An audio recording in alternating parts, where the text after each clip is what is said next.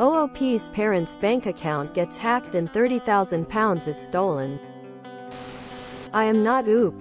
This was originally posted by UPOESCAL on r Legal Advice UK. / Parents' bank account hacked. £30,000 stolen. Bank won't give money back.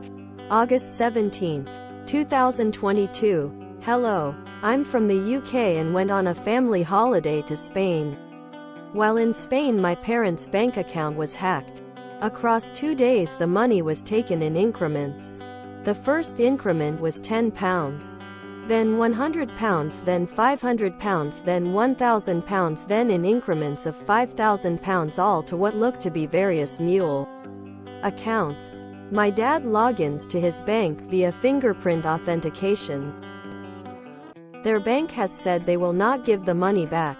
Because at the moment all the bank is saying is that my dad must have been the one who did it, since he uses fingerprint identification. We are very confused on how it was hacked, but we have done quite a bit of research and there seems to be 2 probable causes. Where we stayed in Spain, it's very common for there to be public Wi-Fi in different bars or our apartment. My dad did use various public Wi-Fis while in Spain, which upon research seem to be very unsecure. So I'm guessing the hacking took place through a public Wi-Fi?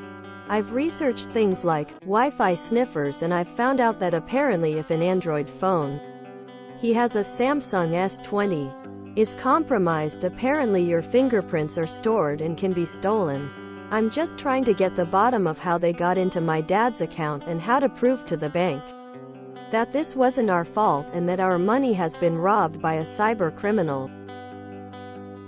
I'm wondering if any of you guys have suggestions of what we can tell the bank and what next steps we should take. We are currently thinking about getting a no-win, no-fee solicitor. Thanks all. Additional info. The bank my parents use is a business account under Metro Bank.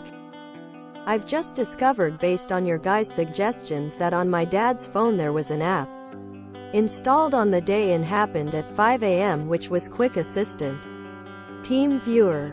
My dad OFC didn't install this. What has happened here? / Update made as edit. The money was given back by the bank.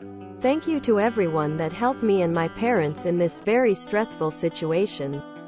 The information provided by the Reddit community was absolutely essential in getting the money back. It turns out there was a very serious malware on the phone that goes under the name T-Bot. It's a Trojan that is specifically designed to steal from people's banks as well as crypto wallets. And it has remote access capabilities. By the looks of it, the malware had actually been downloaded months ago, but it lay dormant. And as soon as a large sum of money entered my dad's account, that's when it struck. Being in Spain had nothing to do with it. I was wrong to assume it did. Once the T-Bot is in your phone, it can do pretty much anything. It can change permissions in your settings, turn off notifications, delete messages. At the time we were very confused why we were not sent confirmation codes by the bank. But we found all the messages in the recycle bin as they had been deleted by the malware. His phone has been running slow for a long time now, which was strange since his phone is quite modern. Turns out that's a telltale sign of malware. My dad also had no access to his phone settings for months too. Whenever he went into settings, it would instantly close down, so he couldn't change permissions or anything himself back then. We never questioned it, but now it all makes sense.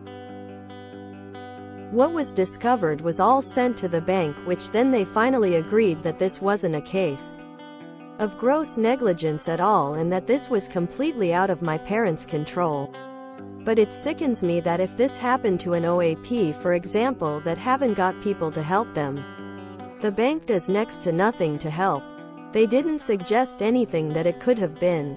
They just simply hit home on the fact that it was accessed via fingerprint authentication and questioned if my parents had replied to any scam calls, basically implying that my parents just gave out their information. All of this information was basically given to me by very kind individuals from Reddit that went out of their way to help me and my family out. For that I am eternally grateful. Reminder: I am not OOP. No skivvy family. No cheating. No divorce. Just a nice and simple conclusion. A good BORU palate cleanser. Edit. And no Iranian yogurt. Really glad OOP was able to get their parents' money back. Thanks OP for sharing a drama-free post. Not me being paranoid for malware now. Worked for IT. Telltale signs for most malware. Lagging. Crashing systems on known good apps. Device settings. Manufacturer browsers. Etc. Slow startup of phone, apps, or pages apps that ask for admin device permissions apps you don't remember installing. Please don't assume that you just downloaded and forgot about an app. Use known good apps with high-star reviews.